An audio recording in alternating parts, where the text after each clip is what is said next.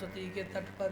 देखो, ज्ञान के तट पर जब संवाद होगा तो विवाद नहीं बढ़ेगा, अनुवाद होगा। किसका अनुवाद होगा? ठीक ठीक जो तत्व है उसका अनुवाद होगा। ठीक ठीक तत्व क्या है? वेदादि शास्त्र ठीक ठीक तत्व को बताने वाले हैं, उसका अनुवाद होगा। और जब अनुवाद होगा तो सारा प्रवाद शांत हो जाएगा, सारा विवाद शांत हो जाएगा। तो देवर्षि नारद और वेदव्यास के मध्य में संवाद आरंभ हुआ। वह संवाद अनुवाद है इसका, वेदों का। श्री कृष्णचंद्र भगवान की। वेदव्यास ने एक बात देवर्षि से कहा है, यदि गुण दर्शन में आप पारंगत है, गुण किसी के गुणों को ठीक ठीक जानने में यदि आप पारंगत हो गए तो आप दोषों को देखने में भी पारंगत हो जाएंगे। प्रायः करके दुनिया में दोषों को देखने में लोग तो पारंगत होते हैं, जो केवल दोषों को देखने में पारंगत होते हैं वे गुणों को देखने में पारंगत नहीं होते। लेकिन जो गुणों को देखने में पारंगत होते हैं वो छोटा से छोटा भी दोष देखकर निराकरण में रुचि रखते हैं। दोनों में अंतर है। जिनकी दृष्टि दोषों पर है उसे निराकरण में रुचि नहीं होती, और जिनकी दृष्टि गुणों पर है उनकी रुचि निराकरण में होती है। तो आप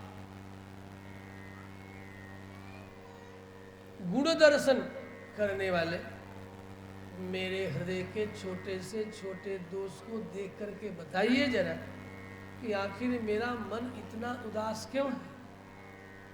महाभारत जैसे सदाचार ग्रंथ को भगवत कृपा से प्रकट किया, यहाँ तक कि 16 पुराण भी प्रकट हुए। यद्यपि बाद में प्रसिद्धि हुई 18 पुराणानाम। श्रीमान कौशल सिंह आया है क्या? लगता तो ऐसा है, क्योंकि उनकी दिखाई पड़ रही है। श्री रामभद्र भगवान के। तस्तेव मे सर्वमिदं त्वयुक्तं तथापि नात्मा परिशुष्यते में। यद्यपि हे देवर्षि, आपने जो कुछ कहा मैं भगवत कृपा से उन सारे कार्यों को किया। 16 पुराण मेरी लेखनी से प्रकट हुए। दुनिया वाले भले कहते हैं 18 पुराणानाम वक्ता सत्यवती सुता, मैं करता नहीं, मैं वक्ता ही हूँ, लेकिन फिर भी आज मेरा मन क्यों नहीं लगता। 17वां पुराण तो हमारे पिता का है, लेकिन पिता की संपत्ति पुत्र की होती है तो मेरे नाम से रजिस्टर्ड हो गई। विदाउट रजिस्ट्री भी पिता की संपत्ति बेटा को मिल ही जाती है, नहीं मिलती? क्या पिता अपनी संपत्ति को बेटा के नाम से रजिस्ट्री करता है? अपने आप ट्रांसफर हो जाता है। जो पूर्वजों की संपत्ति होती है वह अपने आप ट्रांसफर हो करके अपने आप प्रकृतिया ऑटोमेटिकली ट्रांसफर हो करके पुत्र के नाम तो संपत्ति आ जाती है। उसी तरह पराशर वेदव्यास, पराशर मेरे पिता की संपत्ति रूप जो विष्णु पुराण है, लोग विष्णु पुराण के लिए भी मेरा ही नाम आज रखते हैं, क्योंकि पिताजी तो चले गए, प्रसिद्धि हमारी है तो उसे भी मेरा ही है। दुनिया वाले ऐसा समझते हैं। सत्य तो ये है कि मैं अब तक 16 ही पुराणों को व्यक्त किया, 17वां तो मेरे पिता के द्वारा अभिव्यक्त पुराण है विष्णु पुराण। मद्वयम भद्वयम चैव 18 पुराणों का नाम भी वेदव्यास ने रखा है। मद्वयम मकार से 2,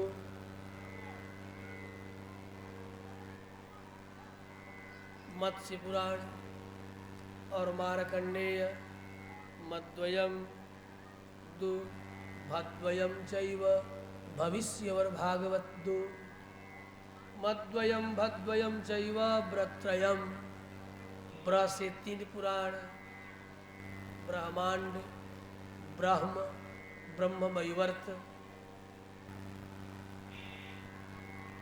3, व चतुष्टयम, वकार से 4, वामन, विष्णु, अनापलिंग कुसकानि पुराणानि विदुर्बुधा, अ से अग्नि पुराण, ना से नारद पुराण, ली से लिंग पुराण, ग से गरुड़ पुराण, कु से कूर्म पुराण, स्क से स्कंध पुराण। ये 18 पुराण, इन 18 पुराणों में 16 पुराण प्रकट हो चुके मेरी लेखनी से। दुनिया वाले कहते भी हैं वक्ता सत्यवती सुतः, तो अब मैं क्या करूं? भवतानूदित प्रायम जसो भगवतो मलम। देवर्षि नारद ने कहा, हे वेद व्यास, प्रायः आपने भगवान श्री कृष्ण के विविध अवतारों की जस कीर्ति, नाम का गुणगान किया है और निर्मल जस की प्राप्ति आपको हो रही है। लेकिन एक बात केवल मुझे अब समझ में आ रही है, आपके मन को संतोष इसलिए नहीं हो रहा है कि कोई ऐसा पुराण जिसमें केवल और केवल परतत्व परमात्मा नारायण के परिपूर्णतम अवतार का आदि अंत और मध्य में वर्णन किए हो, ऐसा आपने नहीं किया जिसके आदि में, मध्य में और अंत में परतत्व परमात्मा के परिपूर्णतम अवतार के गुणगणों जिस कीर्ति का जिसमें वर्णन किया गया हो। इसलिए ही आपका चित्त प्रसन्न नहीं है, खिन्न है। मन्ये जे नैवासौ न तुष्येत तद्दर्शनम खिलम। व्यास ने कहा, अब तक ये कार्य नहीं संपन्न हुआ तो भला अब कैसे हो? देवर्षि नारद ने कहा, तनिक भी आप आश्चर्य न करें, होगा। जिस घाट पर मलिन लोग स्नान करते हैं, उस घाट पर सदाचार संपन्न व्यक्ति नहीं जाता। कौआ जहाँ चोंच मारता है वहाँ हंस चोंच नहीं लगाता। न तदवायसम तीर्थमुसन्ति मानसा न यत्र हंसा निरमन्तु शिक्षया। न बध्नाति रतिं हंस कदाचित कर्दमांभसी। कीचड़ से सने हुए जल में हंस विहार नहीं करता, तो कीचड़ से सने हुए तीर्थ में ये कौवे चोंच लगाते हैं। इसीलिए इन कौओं से डरियो। किससे डरियो? झूठ बोले, कौआ काटे, इन कौओं से डरियो। नहीं तो क्या करना इन कौओं से डर के?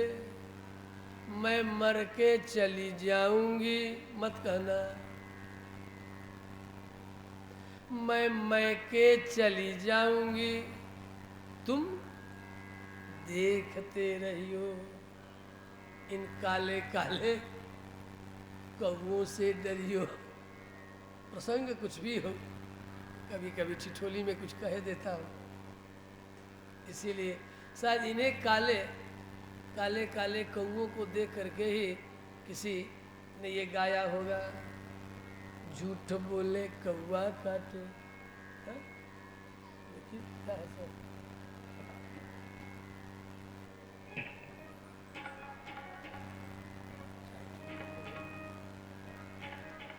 श्री कृष्णचंद्र भगवान की। बड़े प्यार से देवर्षि नारद समझा रहे हैं। तो मैं अब क्या करूं? आपको वही करना चाहिए जिससे भगवान श्री परिपूर्णतम अवतार कृष्ण को प्रसन्न था, उनके और उनके भक्तों का चरित्र। देवर्षि नारद ने अपने सबसे पहले अपना ही चरित्र सुनाया, क्योंकि नारद स्वतः भागवत है। प्रहलाद नारद पराशर पुंडरीक व्यासाम्बरीश शुक शौनक भीष्मदाल्भ्यान रुक्मांगदार्जुन वशिष्ठ विभीषणादीन पुण्यान निमान परम भागवतान नमामि। ये 14 महाभागवतों का नाम। इसमें देवर्षि भी महाभागवत है। ये मत सोचना कि जो महाभागवत है कहीं बहुत ही ऊंचे जगह में जन्म लेते हैं। ये महाभागवत कहीं भी जन्म ले सकते हैं। हे वेदव्यास, में पूर्व जन्मों का दासी पुत्र, न रहने का ठिकाना न खाने का ठिकाना। दासी पुत्र था। आपको आपके भीतर आत्मबल नहीं जग रहा है तो मेरी जरा कथा सुन लीजिए। देखो भाई, बड़े बड़े कथाकार भी आत्मवृत्त सुनाए हैं। देवर्षि नारद जैसे लोगों ने आत्मवृत्त सुनाया है। आत्मवृत्त सुनाने से श्रोता के मन में ढाढ़स बधता है, धैर्य की प्राप्ति होती है। अरे देखो, ये आदमी यहाँ से वहाँ तक पहुँचा है, एक चाय वाला कहाँ चला गया है? मतलब चाय वाला भी वहाँ जा सकता है, घास काटने वाला भी पहुँच सकता है, नहीं पहुँच सकता। घास वाला कहाँ पहुँच गया? कोई जाना नहीं ना। नहीं जाने तो जानिए, जानना चाहिए। घास काटने वाला मतलब जीरा देही का घास काटने वाला, घास काटने वाले आप नहीं जानते। बचपन में जनेरा का बोझा बांधा करते थे। ए हो, हाँ हो, डॉक्टर राजेंद्र बाबू के संबंध में कह रहे हैं। चारा काटते और गायों को खिलाया करते थे। कहाँ पहुँचे? चले गए ना। ये आपके छपरा की बात कर रहा हूँ। अव्वल दर्जे में एक्स्ट्रा ऑर्डिनरी माइंड संपन्न व्यक्ति, वो भी खेतों में काम किया। मत सोचिए। और जीवन भर राष्ट्रपति होकर के भी जो अपने भैया के हाथ से और माँ के हाथ से उबले हुए आलू का चोखा, सरसों का तेल, अरहर मूंग की दाल और चावल, यही उनका प्रधान भोजन था। आप पढ़े ऑटोबायोग्राफी ऑफ राजेंद्र, उन्होंने पुनः लिखा है नीलहे कोठी में गांधी, उनकी सबसे प्रसिद्ध पुस्तक है। और उसमें मैंने पढ़ा है नीलहे कोठी में गांधी, अथर बाबू डॉक्टर देशरत्न राजेंद्र प्रसाद, उनका ये ग्रंथ है। उसमें मैंने पढ़ा है, बहुत कुछ पढ़ा है। मैं पढ़ने की उनको एक बीमारी है, सबसे बड़ी बीमारी। इस इंटरनेट के युग में भी मैं एक पोथी रखता हूँ, और अब तो उससे भी पढ़ता हूँ, स्लाइड कर करके पढ़ता ही रहता। लोग समझते हैं कि बाबा क्या दिन भर ये मोबाइल चला था। मोबाइल तुम खेल तुम समय बर्बाद करते हो, या तुम भी पढ़ते हो, अच्छी बात। देखो, ज्ञान विज्ञान कहीं से भी प्राप्त हो उसे ग्रहण करना चाहिए। किसी भी माध्यम से प्राप्त हो उसे ग्रहण कर लेना चाहिए, और माध्यम के दोष गुणों से अपने आप को मुक्त रखना चाहिए। श्री कृष्णचंद्र भगवान के माध्यम के दोष गुणों से मुक्त रखते हुए जो ज्ञान विज्ञान का संग्रह करता है वही सत्पुरुष है। नहीं तो ये मत सोचना कि भागवत जैसे ग्रंथ में जो विशिष्ट ज्ञान विज्ञान है तो पूर्व पक्ष नहीं है। पूर्व पक्ष भी है श्रीमद् भागवत। गीता में भी पूर्व पक्ष है। पूर्व पक्ष माने खंडनीय पक्ष है, जिसका खंडन किया जा सके। लेकिन वह भी रखा जाता है, जानबूझ के रखा जाता है कि हेय की पहचान हो, त्याज्य की पहचान हो। आप त्याज्य को त्याग पाते हो या नहीं, कि जो त्याग करने योग्य है उसे भी उपादेय मान लेते हो। दृष्टि पैदा करने के लिए प्रत्येक सदग्रंथ में दोनों पक्षों को समाहित किया जाता है। उपनिषदों में भी दोनों पक्ष है। देखो छांदोग्य की पंक्ति, असत सज्जायते, असत से सत की उत्पत्ति हुई। अब बौद्धों को लगा कि यही उपनिषद बोल रहा है, इसी पंक्ति को लेकर के दौड़ना शुरू कर दिया, असतः सज्जायते, और अगली पंक्ति छोड़ दिया, सतः सज्जायते, सत से सत की उत्पत्ति हुई, छोड़ दिया। असतः सज्जायते जो पूर्व पक्ष था, खंडनीय पक्ष था, इसी को लेकर के दौड़ना शुरू कर दिए। तो उपनिषदों में, वेदों में भी पूर्व पक्ष अर्थात खंडनीय पक्ष भी है और मन्ननीय पक्ष है, आदरणीय पक्ष भी और अश्रद्धेय पक्ष भी है। इसीलिए कृष्ण ने गीता में कहा, यामिमाम पुष्पिताम वाचः। वेदों में बहुत से पुष्पित, जैसे पुष्प आकर्षक होता है अपने पराग के कारण, अपने रंग रूप के कारण, अपने सौंदर्य सुगंध के कारण, जैसे पुष्पों में आकर्षण होता है, उसी तरह दोषों में भी आकर्षण होता है, और दोषों में भयंकर आकर्षण होता है। सद्गुण को तो ग्रहण करने में बहुत यत्न करना पड़ता है, लेकिन दोषों को अपने भीतर स्थान देने में यत्न की जरूरत नहीं, बस केवल ढीलापन की जरूरत है। थोड़ा बस निवर्द हो जाओ, थोड़ी सी बेहोशी में चले जाओ, अपने सारे दुर्गुण तेरे भीतर भर जाएंगे, क्योंकि उनकी गति ऊपर से नीचे की ओर है। जल की अरु नल की, अरु नर नीर की, गतिये कई कर जोय, जेती नीचो होई चले, तेती ऊंचो होई जल की। ये जल की गति नीची है, लेकिन जल को यदि बांध दो, बंधन में डाल दो, तो क्या करेगा? जेती नीचो होई चले, जितने उसे नीचे ले जाओगे अपने आप उतना ऊपर उठ जाएगा, यदि बंधन में डाल दो तो मन रूपी जल को भी यदि बंधन में डाल दिया तो ये मन जितना गहरा उतरे उतनी ही ऊंचाई को धारण कर ले। इसलिए ग्रंथों में पूर्व पक्ष भी गहराई से होता है कि तुम्हारा मन अधिक से अधिक ऊंचे पद पदार्थों को, तत्व को, विचारों को पकड़ सके। श्री कृष्णचंद्र भगवान की देवर्षि ने कहा कि हे बादरायण, मैं पूर्व जन्मों में दासी का बेटा, मेरे गांव में एक बार 2-4 महात्मा आए। महात्माओं को रहने के लिए ग्रामीणों ने कुटी लगा दी, यज्ञशाला बना दी, रसोईशाला बना दी। महात्मा रहने लगे, नित्य आराधना पूजन आरंभ हो गया। मेरी माँ गोद में लिए चली जाती, कभी कुछ प्रसाद मिलता तो खाती खिलाती। धीरे धीरे उन संतों की करुणा और ममता मेरे ऊपर बरसने लगी।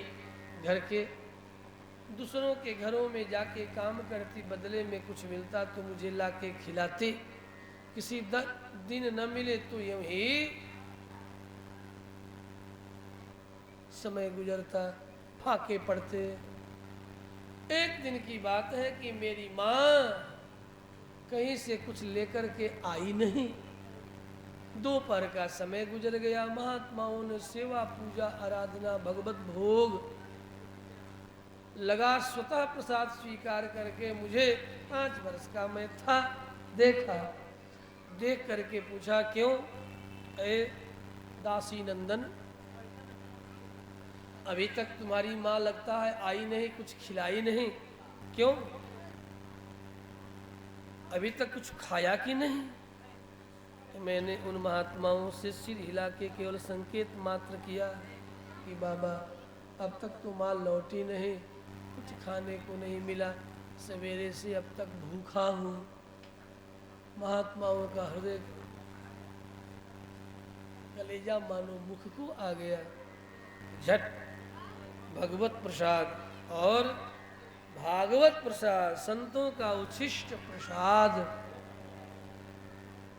मुझे प्राप्त हुआ, संतों ने दिया, पा लिया। पाते ही हमारे एक एक कण से हमारी बुद्धि विशुद्ध होती गई। आंखों में अश्रु की धारा अकारण, जब अकारण ही तुझे कोई रोना सिखा दे तो समझ लेना सत्संग मिल गया। श्री कृष्णचंद्र भगवान की।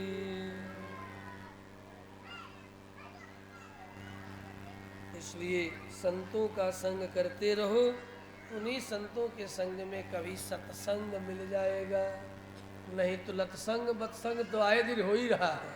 हाँ, लतसंग नहीं हो रहा। लतसंग और बतसंग की क्या कमी है?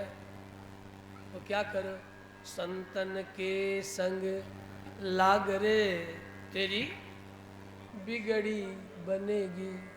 संतन के संग लाग रे तेरी बिगड़ी बनेगी।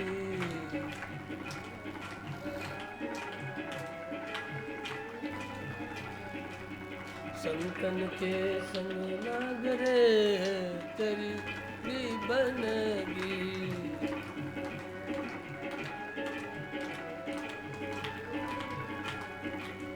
बिगड़ी बनेगी तेरी बिगड़ी सुधरेगी। संतन के संग लाग रे तेरी बिगड़ी बनेगी।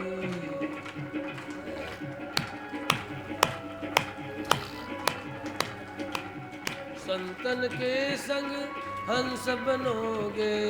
संतन के संग, संतन के संग हंस बनोगे। संतन के संग हो ये तेरो बड़ भाग रे तेरी बिगड़ी बनेगी।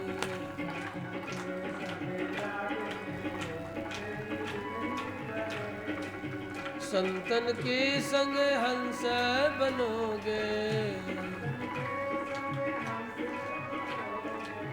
संतन के संग हंस बनोगे। संतन के संग हंस बनोगे। संतन के संग हंस बनोगे।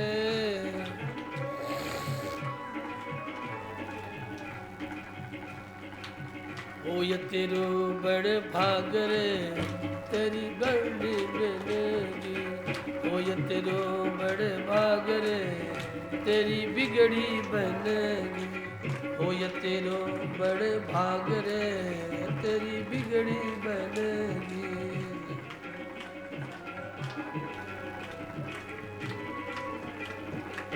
संतन के संग लाग रे तेरी बिगड़ी बनेगी। सभी गाइए, आवाज नहीं आ रही, जरा ढोलक बंद, ढोलक बंद। संतन के संग लाग रे तेरी बिगड़ी बनेगी। संतन के संग लाग रे तेरी बिगड़ी बनेगी। संतन के संग हंस बनोगे।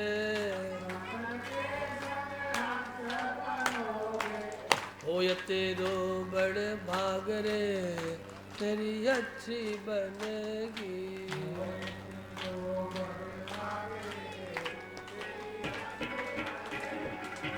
हो ये तेरो बड़ भाग रे तेरी अच्छी बनेगी।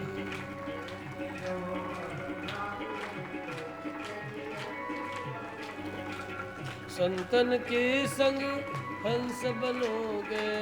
संतन के संग और क्या होगा? गुरु चरणन अनुराग रे तेरी अच्छी बनेगी।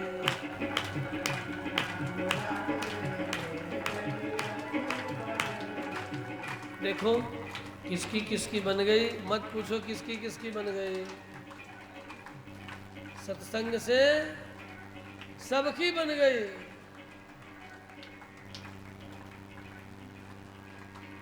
इसकी किसकी बनी? ऊपर से देखो,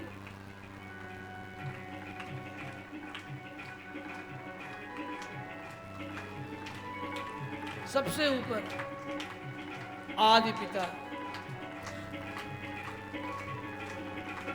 ब्रह्मा की बन गई, नारद की बन गई। ब्रह्मा की बन गई, नारद की बन गई। ब्रह्मा की बन गई, नारद की बन गई।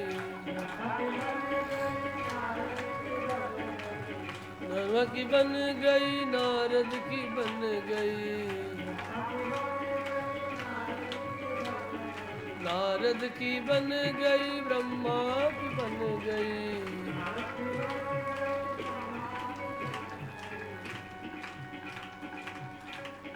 कैसे बनी? नारद ने क्या किया? अपनी वीणा को बजाए के नारद की बन गई, ब्रह्मा की बन गई।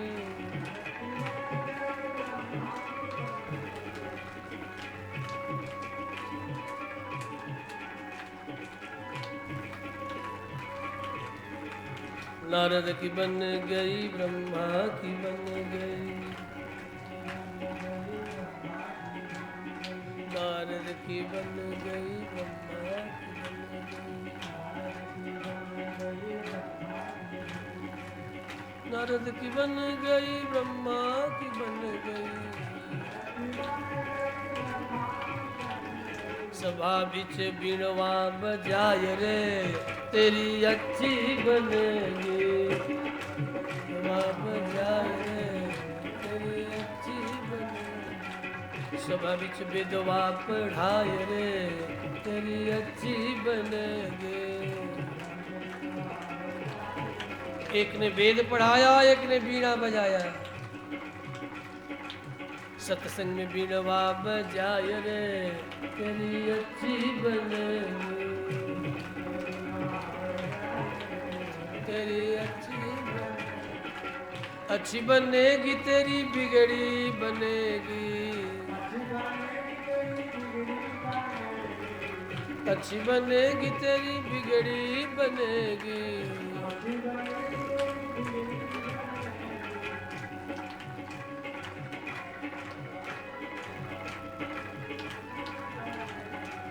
संतन के संग लाग रे, तेरी अच्छी बनेगी।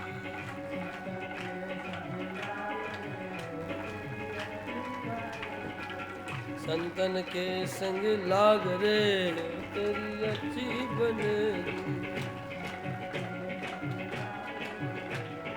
अच्छी बनेगी। एक बहुत लंबी सूची है, बहुत लंबी सूची है। देवर्षि ने कहा, दासी पुत्र के रूप में त्यक्त्वा सुधर्मं चरणाम्बुजं हरे, भजन अपक्वोऽथ पते ततो